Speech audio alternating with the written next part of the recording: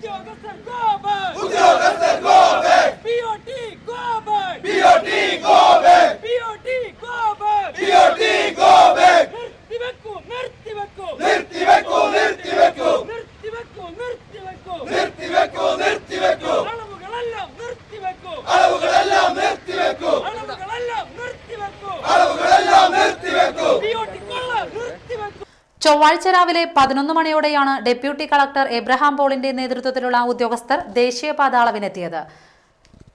എസ്എൻപുരം 25-ാം കല്ലിൽ നിന്നുമാണ് ദേശീയപാതയുടെ അളവെടുപ്പ് ആരംഭിച്ചത്. അളവെടുപ്പ് തുടങ്ങിയതു മുതൽ കൊടുങ്ങല്ലൂർ CI M സുരേന്ദ്രന്റെ നേതൃത്വത്തിലുള്ള പോലീസ് സംഘം സ്ഥലത്തെത്തിയിരുന്നു.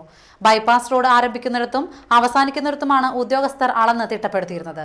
എന്നാൽ പുന്നക്ക ബസാറിൽ അളക്കാനെത്തിയപ്പോൾ ആക്ഷൻ കൗൺസിൽ പ്രവർത്തകരെത്തി ഉദ്യോഗസ്ഥരെ തടയുകയായിരുന്നു. സ്ഥലം ഏറ്റെടുക്കുവാൻ അനുവദിക്കില്ലെന്ന് പറഞ്ഞ് പ്രവർത്തകർ മുദ്രാവാക്യം വിളിയുമായി റോഡിൽ തടഞ്ഞു. എന്നാൽ ഇപ്പോൾ സ്ഥലം ഏറ്റെടുക്കുന്നില്ലെന്നും റോഡിന്റെ മധ്യഭാഗം രേഖപ്പെടുത്തുന്ന പ്രവൃത്തി മാത്രമേ ഇപ്പോൾ ചെയ്യുന്നുള്ളൂവെന്ന് CI അറിയിച്ചതിനെ തുടർന്നാണ് സമരക്കാർ പിന്മാറിയത്. സംഭവമറിഞ്ഞ് ദേശീയപാത 17 action council chairman EV Muhammad Ali അടക്കമുള്ള നേതാക്കൾ സ്ഥലത്തെത്തിയിരുന്നു. അവർ ചെയ്യുന്നത് അവർ സെന്റർ മാർക്ക് ചെയ്യണം, റോഡ് എന്തോ ചെയ്യട്ടെ. പക്ഷേ കല്ലിടാനോ അളക്കാനോ പറമ്പിലേക്ക് വന്നാൽ എന്ത് വില കൊടുത്തും നമ്മൾ തടഞ്ഞേ തീരൂ, തടയാൻ നമ്മൾ നിർബന്ധിതരാണ്. കാരണം അത് കഴിഞ്ഞാൽ ഇവർക്കിനി ഒന്നും ചെയ്യാനില്ല. നമ്മളുമായുള്ള ഏറ്റവും അടുത്ത് നമ്മളുമായി പെരുമാറേണ്ടത് ഈ ഒരു കാര്യത്തിൽ മാത്രമാണ്, ഈ കല്ലിടുന്ന കാര്യത്തിൽ മാത്രമാണ്. അത് കഴിഞ്ഞാൽ അവർ ഓഫീസിൽ നിന്ന് അവരെ സ്ഥലം ഏറ്റതായി പ്രഖ്യാപിക്കുകയും ചെയ്യാം.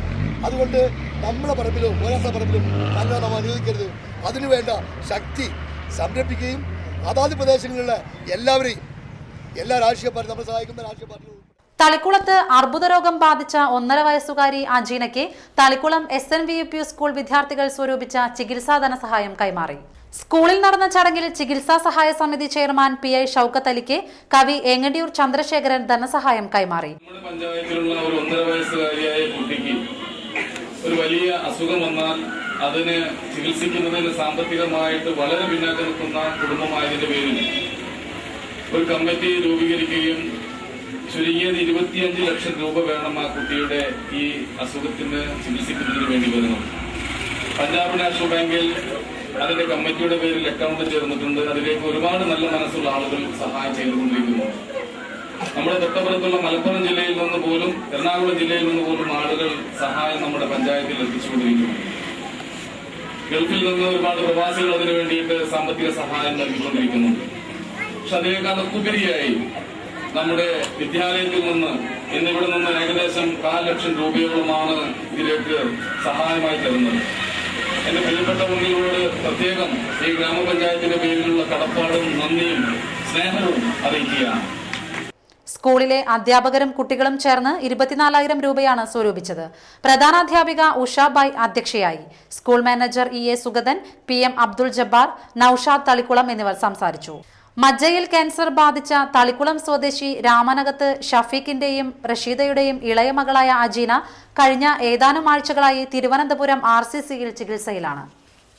ഏങ്ങണ്ടിയൂർ മീൻകടവിലെ താൽക്കാലിക ബണ്ട് നിർമ്മാണത്തിലെ അഴിമതി വിജിലൻസ് അന്വേഷിക്കുക, തകർന്ന ബണ്ട് പുനർനിർമ്മിക്കുക എന്നീ ആവശ്യങ്ങൾ ഉന്നയിച്ച് UDF ഏങ്ങണ്ടിയൂർ കമ്മിറ്റിയുടെ നേതൃത്വത്തിൽ പഞ്ചായത്ത് ഓഫീസിന് മുന്നിൽ ധർണ നടത്തി. DCC vice president O Abdurahman Kutty dharna ഉദ്ഘാടനം ചെയ്തു. ജനങ്ങളോട് ഈ പഞ്ചായത്തിന് ജനങ്ങളുടെ പ്രശ്നങ്ങളിൽ എത്ര കണ്ട് ഉത്തരവാദിത്തമുണ്ട് എന്ന് ഈ ഒരൊറ്റ വിഷയം കൊണ്ട് തന്നെ നമുക്ക് മനസ്സിലാക്കാൻ സാധിക്കും. ഒരു പഞ്ചായത്തിനെ അധികാരത്തിൽ കൊണ്ടുവരുമ്പോ, തിരഞ്ഞെടുപ്പിലൂടെ അധികാരത്തിൽ കൊണ്ടുവരുമ്പോ ആ പ്രദേശത്തെ ജനങ്ങൾക്ക് വലിയ പ്രതീക്ഷയാണ് സ്വാഭാവികമായും ഉണ്ടാകുക. പക്ഷെ ആ പ്രതീക്ഷകളൊക്കെ അസ്ഥാനത്താക്കിക്കൊണ്ട്, തട്ടിമാറ്റിക്കൊണ്ട് ഒരു ഏകാധിപതിയെ പോലെയാണ് പഞ്ചായത്ത് പ്രസിഡന്റും ഭരണസമിതിയും മുന്നോട്ട് പോകുന്നത്. കോൺഗ്രസ് ഏങ്ങണ്ടിയൂർ മണ്ഡലം പ്രസിഡന്റ് UK പീതാംബരൻ അധ്യക്ഷനായി. മനോജ് തച്ചപ്പുള്ളി, സുലൈമാൻ ഹാജി, സുചിത്ര രാധാകൃഷ്ണൻ എന്നിവർ സംസാരിച്ചു. 2013 ഡിസംബറിൽ നടക്കുന്ന നാഷണൽ ഗെയിംസിന് വേദിയാകാനൊരുങ്ങുന്ന തൃപ്രയാർ TSGA ഇൻഡോർ സ്റ്റേഡിയത്തിന്റെ വുഡ് പാനലിംഗ് നിർമ്മാണം ദ്രുതഗതിയിൽ പുരോഗമിക്കുന്നു. ഏഷ്യയിലെ തന്നെ ആദ്യ ഗ്രാമീണ ഇൻഡോർ സ്റ്റേഡിയം എന്നറിയപ്പെടുന്ന TSGA ആധുനിക വുഡ് പാനലിംഗ് സംവിധാനമാണ് ഏർപ്പെടുത്തുന്നത്. അമേരിക്കയിൽ നിന്നും ഇറക്കുമതി ചെയ്ത മേപ്പിൾ, പാംവുഡ് മരങ്ങളാണ് ഇതിനായി ഉപയോഗിക്കുന്നത്. 17 ടൺ മരത്തടിയാണ് ഇതിനായി ഇറക്കുമതി ചെയ്തിട്ടുള്ളത്. ഫ്ലോറിംഗിനായി മേപ്പിൾ മരവും ഇതിനുമീതെ റീപ്പറായി പാംവുഡുമാണ് ഉപയോഗിക്കുന്നത്. റബ്ബർ, ബുഷ്, ആണി തുടങ്ങിയവ ഇറക്കുമതി ചെയ്തവയാണ്. നാഷണൽ സംഘാടക സമിതിയുടെ മേൽനോട്ടത്തിൽ ഡൽഹിയിൽ നിന്നുള്ള വിദഗ്ധരായ തൊഴിലാളികളാണ് വുഡ് പാനലിംഗ് നടത്തുന്നത്. 15 ദിവസത്തിനകം വുഡ് പാനലിംഗ് പൂർത്തീകരിച്ചതിനു ശേഷം സീലിംഗ്, എക്കോ പ്രൂഫ് എന്നിവയുടെ ഒരുക്കങ്ങളും തുടങ്ങും. 1 കോടിയോളം രൂപയാണ് വുഡ് പാനലിംഗിനുള്ള ചിലവ്. 7 കോടി രൂപ ചിലവിൽ നിർമ്മിക്കുന്ന സ്റ്റേഡിയത്തിൽ നാഷണൽ ഗെയിംസിലെ ബോക്സിംഗ് മത്സരങ്ങളാണ് നടക്കുക. ചന്ദ്രാപിന്നി ഈസ്റ്റ് ശ്രീ സുബ്രഹ്മണ്യ ശ്രീ ഭദ്രകാളി ക്ഷേത്രത്തിൽ കലിയുഗ രാജസൂയ മഹായജ്ഞം നടത്തി.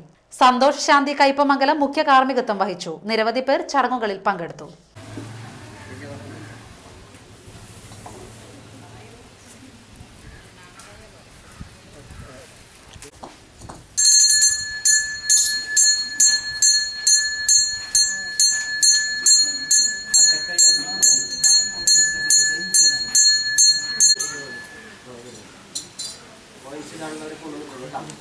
പ്രധാന വാർത്തകൾ വീണ്ടും. അംഗവൈകല്യമുള്ള 12-കാരിയായ മകളെ പീഡിപ്പിച്ച കേസിൽ പിതാവ് അറസ്റ്റിൽ. മദ്യാസക്തിക്കെതിരെ SN പുരത്ത് ജനജാഗ്രതാ സമിതിയുടെ ആഭിമുഖ്യത്തിൽ ബീവറേജസ് സ്റ്റോപ്പിലേക്ക് മാർച്ച് നടത്തി. ദേശീയപാത അളവിനെത്തിയ ഉദ്യോഗസ്ഥരെ ആക്ഷൻ കൗൺസിൽ പ്രവർത്തകർ വീണ്ടും തടഞ്ഞു. വാർത്തകൾ കഴിഞ്ഞു. നമസ്കാരം.